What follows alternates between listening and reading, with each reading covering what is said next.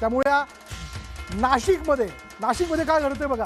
नाशिकमध्ये शिवसेनेचे 4 उमेदवार जे आहेत ते विजयी झालेले आहेत. नाशिकमध्ये शिवसेनेने 4 उमेदवार निवडून आणलेले आहेत. त्यामुळे नाशिकमध्ये जर आपण पाहिलं तर भाजपची आघाडी होत असताना शिवसेनेच्या 4 उमेदवारांचा विजय जो आहे तो निश्चित झाल्याचं आपण बघतोय.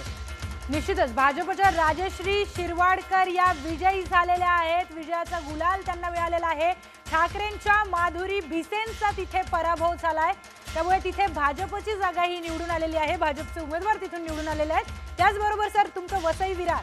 हो, आमचं वसई विरार या अर्थाने आम्ही तिथं मूळ महापालिकांचा शो केला होता. एकूणच मूळ जाणून घेण्याचा प्रयत्न केला, पण वंचित या ठिकाणी आपण पाहिलं तर बहुजन विकास आघाडीने आपली आघाडी जी आहे ती कायम ठेवलेली. वसई विरारमध्ये भाजप 48 जागांवरची आघाडी, म्हणजे तसं बघायला गेलं तर हितेंद्र ठाकूरांच्या पक्षाला ते टफ देताना दिसतात. पण बहुजन विकास आघाडीने देखील 63 जागांवरती आपली आघाडी कायम ठेवली आहे. भाजप पिछडीवरती आहे. यंदा हितेंद्र ठाकूरांनी ठामपणे सांगितलं होतं न्यूज 18 मराठीला मुलाखत देत असताना की 111 जागा आम्ही निवडून आणून विरोधी पक्ष ठेवणार नाही. पण तसं काहीच होताना दिसत नाही. पण तरी 65 जागांवर ते आघाडीवर आहेत. तेवढा कॉन्फिडन्स जेव्हा त्यांनी न्यूज 18 मराठीशी बोलताना दाखवला ते परावर्तित होताना दिसतंय.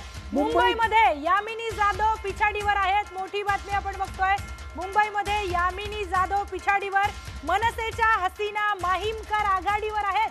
तर मनसेचा सिक्का अजूनही खणखणीत वाजतोय बऱ्याच ठिकाणी. मी म्हणलं ना की मनसेच्या इंजिनचा कोळसा हा निश्चितपणे मशालला किती धग देणारा ठरतोय हे खरं तर या निकालातनं स्पष्ट होईल. म्हणजे भलेही आपण जर